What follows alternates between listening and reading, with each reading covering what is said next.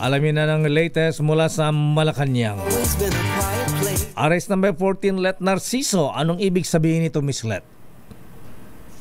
Ay, ganoon nga daw naman talaga ang gagawin. At ipinaliwanag na ng Department of Budget and Management ang proseso para sa pagpapalabas ng pondo sa mga dagdag na alokasyon at mga bagong budgetary items na kasama sa 2025 national budget.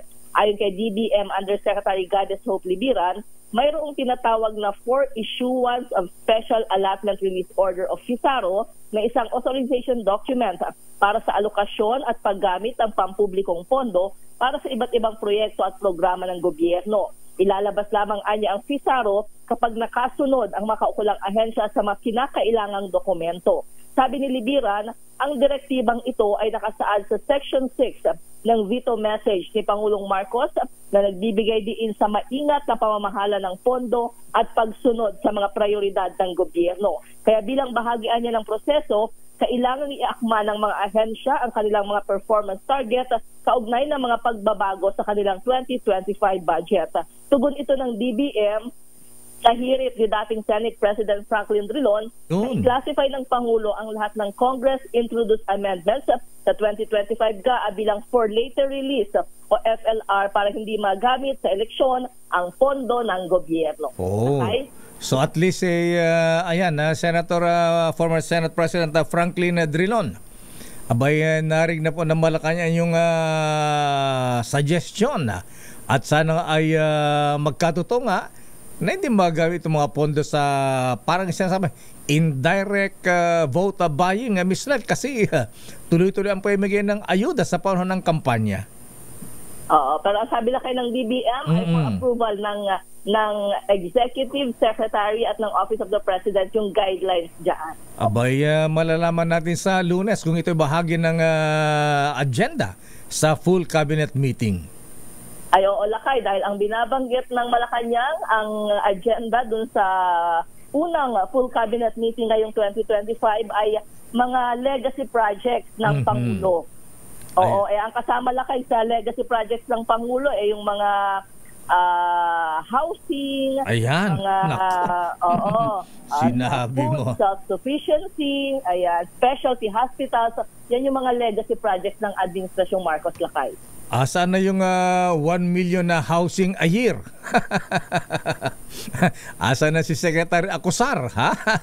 Abay, bakit ang mga housing projects ay hindi natin makita, hindi natin maramdaman na wala yata na ikinabang kasi kesa daw bumili ka ng housing project ng gobyerno, sa private na lang kasi parang ganun din ang terms and condition, presyo. Ha?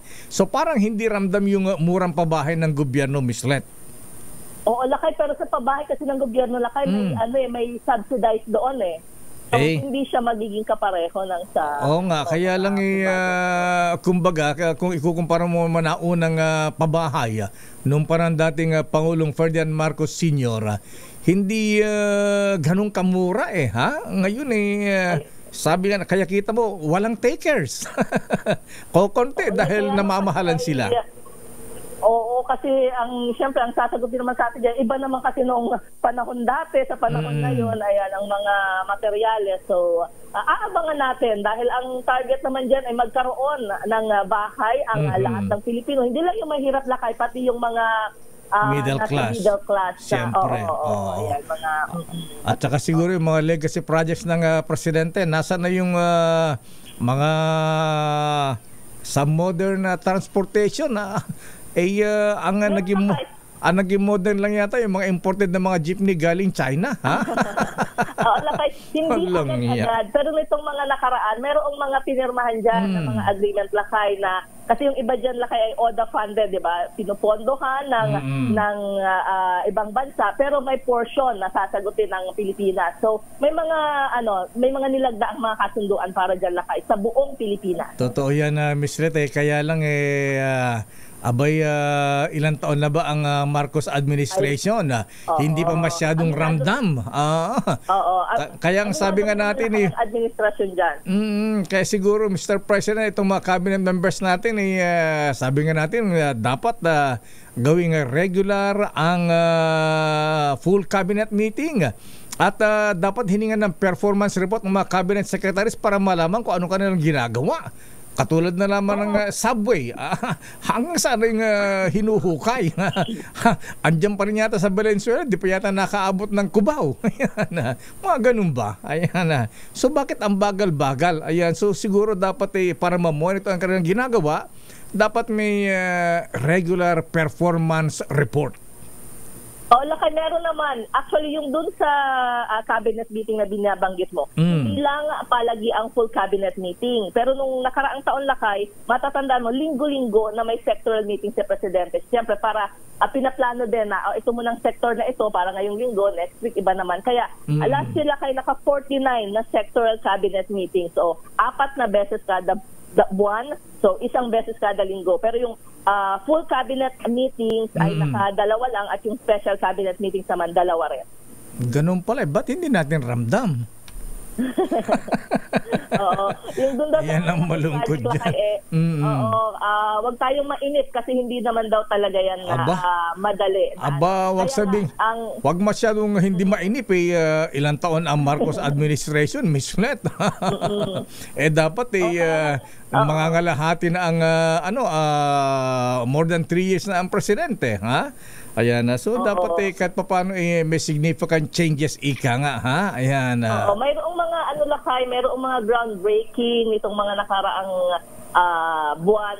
Ang ginagawa nila kalimbawa dyan, halimbawa yung mga proyekto ng nagdaang administrasyon ngayon lamang na i-inaugurate, Lakay. So ganun din yung mangyari. Parang ang binabanggit nila ay long term ito. Wag na natin isipin na matatapos ito ngayong administrasyon ko. Ang isipin natin ay nasimulan ito at darating yung panahon matatapos din yung mga proyekto. Nako. Yung mahirap dyan, puro groundbreaking, nasimulan na, pero ang tanong kailan matatapos, kailan natin mararamdaman yan?